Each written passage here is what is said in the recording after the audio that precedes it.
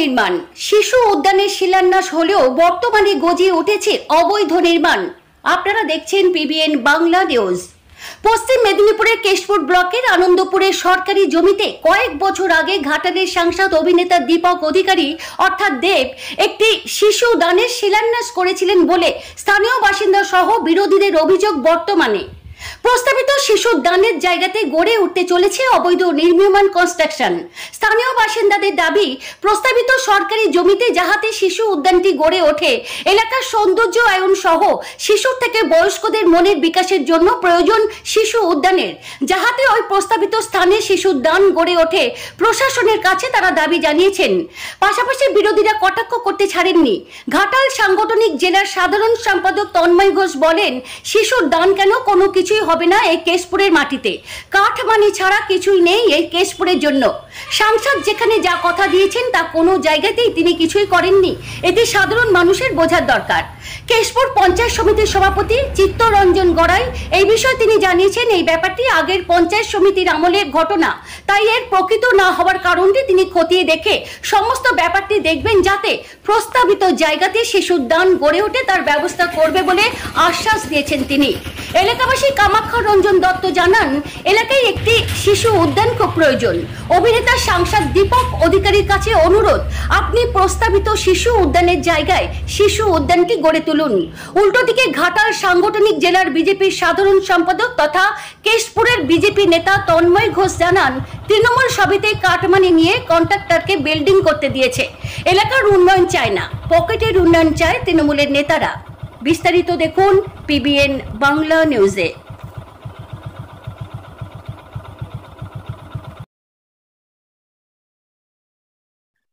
আমরা তো প্রথমেই বলেছিলাম যে বিজেপি সাংসদ মানে নেশন ফার্স্ট। তৃণমূল সাংসদ এই গরু চুরির টাকা, কয়লা চুরির টাকা নিয়ে ও সিনেমা করছিল, আমরা বলেছি এটা বারে বারে। এখানে সবটা হচ্ছে টাকার বিনিময়। উনি বলেছিলেন এখানে পার্ক করবেন, কিন্তু পার্ক জীবনে হবে না। ওখানে তৃণমূলের নেতারা সব টাকা পয়সা নিয়েছে, টাকা পয়সা নিয়ে ওখানে ওই জায়গাকে অবৈধভাবে বিক্রি করে ওখানে কনস্ট্রাকশন শুরু করেছে। কিচ্ছু করতে পারবেন। যেখানে যা উনি কথা দিয়েছিলেন, কোনো জায়গায় কথা উনি রক্ষা করেন। আমরা এটা বলেও ছিলাম, দেখেছেন।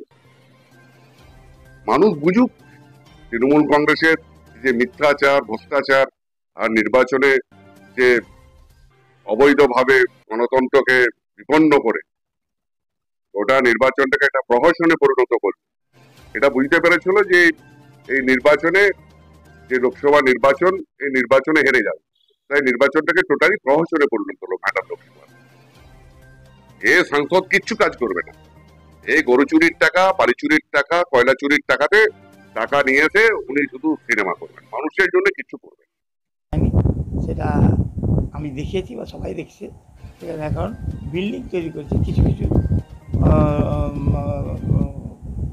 প্রভাবশালী লোক, তারা ঘিরে নিয়ে কোনটা করছে। এবং আমার সবই শোনা ব্যাপার যে এটা এক রাত্রে বিডিও সাহেব এসে সেটাকে অবজেকশন দিয়েছিলেন। আমি শুনলাম যে ও মাঝে মাঝে হঠাৎ আবার কাজ হয়, আবার বন্ধ হয়ে যায়, এটা আবার শুনেছি, এখনও চলছে। কিন্তু আমার বক্তব্য যে এখানে কোনো কিছু নেই, যাতে একটা শিশু উদ্যান হয়, ছেলেদের খেলাধুলা হয়, বা বৃদ্ধারা গিয়ে বসতে পারেন, তার একটা ব্যবস্থা করা হয়, সেরকম চেষ্টা করলে খুব ভালো হতো। কিন্তু কিছু প্রভাবশালী লোকের জন্য সবাই পাচ্ছে না, কেউ যে অবজেকশন করতে পারছে না বা কিছু করতেও পারছে না। আর আরেকটা ব্যাপার হচ্ছে যে এখানে আরও জিনিস ছিল, বলছি এটা একটা শিশু উদ্যান হোক, এটাই আমাদের চাই। কেননা বাচ্চারা যে একটু তাদের মনোরঞ্জন করবে, খেলাধুলা করবে, বা ওই যে বললাম বৃদ্ধারা গিয়ে একটু বসবেন, সেই সব হলে খুবই ভালো হয়। আর না জানানো বলতে আমি আর কী জানাবো, কিন্তু আমার বয়স যথেষ্ট বেশি। অবশ্যই আমি সাংসদ কেন, আমি সবার কাছে আবেদন জানাচ্ছি যে যাতে শিশু উদ্যানটা হয় তার ব্যবস্থা করা হবে। এখন তো বিল্ডিং হয়ে বসে আছে, মানে নানা রকম মালপত্র পড়ে আছে, কোনো কাজ হচ্ছেও না, আর কাজও হয় না, শিশু উদ্যানও নেই কোনো কিছু। না, একবার 500 টাকা সব আমরা শুনেছি যে কিছু কিছু লোকের কাছে খোঁজ নিলে হয়তো বুঝতে পারা যাবে নামগুলো।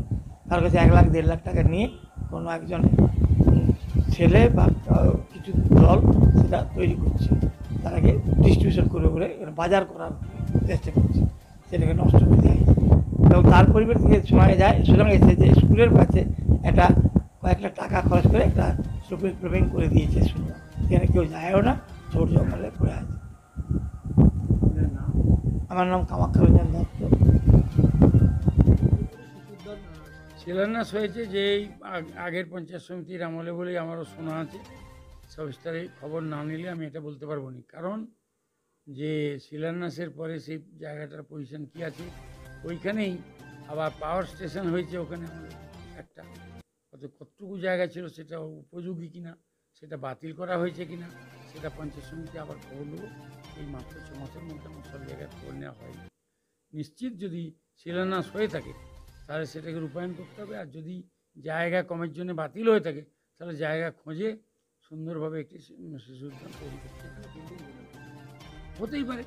যদি ছোট জায়গা হয়ে থাকে, যদি শিশু উদ্যানের মতো পরিবেশ না থাকে, হয়তো তখনকার পঞ্চায়েত সমিতি সেটা ভেবেছিল তাই করবে, কিন্তু সেটাই মানে সরকারের অনুমোদন সাপেক্ষে হয়ে থাকে তাহলে সেটা নিশ্চয়ই ভুল হয়েছে। আর যদি জায়গা না থাকে তাহলে নিশ্চয়ই আমাদের অন্য জায়গা খুঁজে শিশু চিলড্রেন পার্ক করতেই হবে।